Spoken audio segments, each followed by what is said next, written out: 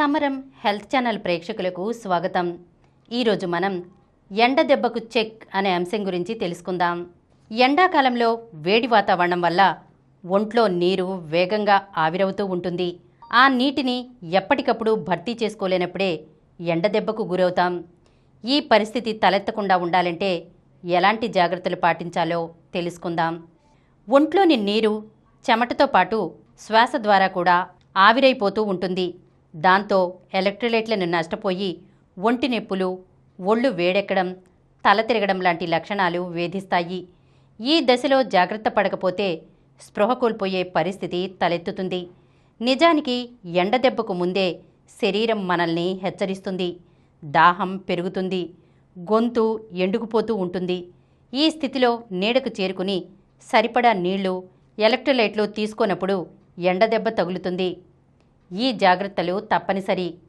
సాధారణంగా వేసవిలో ఉదయం 9 గంటల నుంచి సాయంత్రం 4 గంటల వరకు సూర్యకిరణాల తీవ్రత ఎక్కువగా ఉంటుంది.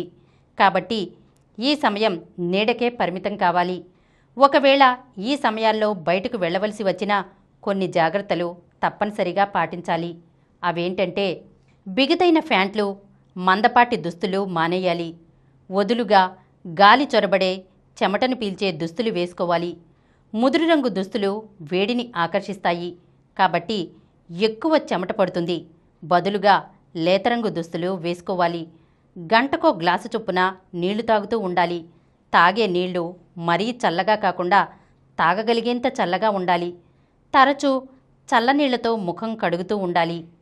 నియంత్రణ: మజ్జిగలో ఉప్పు కలుపుకుని తాగాలి. నీళ్లు ఎక్కువగా ఉండే పుచ్చ, తర్బూజా, ద్రాక్ష, బెర్రీస్ తినాలి. కొబ్బరి నీళ్లు తాగాలి. సలాడ్స్ ఎక్కువగా తీసుకుంటూ ఉండాలి. నిమ్మరసం తాగాలి. ఎండ దెబ్బతో స్పృహ కోల్పోయే పరిస్థితికి చేరుకున్నా, కళ్ళు తిరుగుతున్నా, దృష్టి మసకబారుతున్నా ఆలస్యం చేయకుండా వైద్యులను కలవాలి.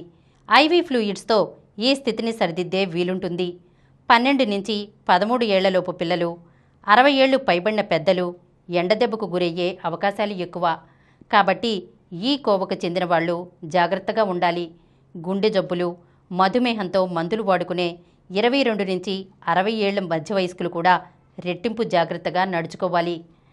1 కిలోకు 30 మిల్లీలీటర్ల నీళ్ల చొప్పున శరీర బరువుకు సరిపడా నీళ్లను లెక్కించుకుని రోజుకు 2 నుంచి 2.5 లీటర్ల నీళ్లు తాగుతూ ఉండాలి.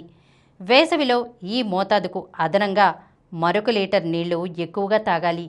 అలాగే అలర్జీ, ఆస్మా ఉన్నవాళ్లు ఏసీ ఉష్ణోగ్రతను 22 నుంచి 24కు పరిమితం చేయాలి. ఎలాంటి ఆరోగ్య సమస్యలు లేని వాళ్ళు ఏసీ ఉష్ణోగ్రతను 18 నుంచి 20 మధ్య సెట్ చేసుకోవచ్చు. ఈరోజు మనం ఎండ దెబ్బకు చెక్ అనే అంశం గురించి తెలుసుకున్నాం కదా. మరొక అంశంతో మళ్ళీ కలుద్దాం. ఈ కార్యక్రమం మీకు ఎంతో నచ్చింది కదా. ఇటువంటి మరిన్ని వీడియోల కోసం అనతి కాలంలోనే 21 కోట్ల వ్యూస్ సాధించిన సమరం ఛానల్ సమర్పించు సమరం హెల్త్ ఛానల్కు సబ్స్క్రైబ్ చేయండి, లైక్ చేయండి, మీ ఫ్రెండ్స్కి షేర్ చేయండి. అలాగే ప్రక్కనున్న గంట సింబల్ని ప్రెస్ చేయడం మర్చిపోకండి.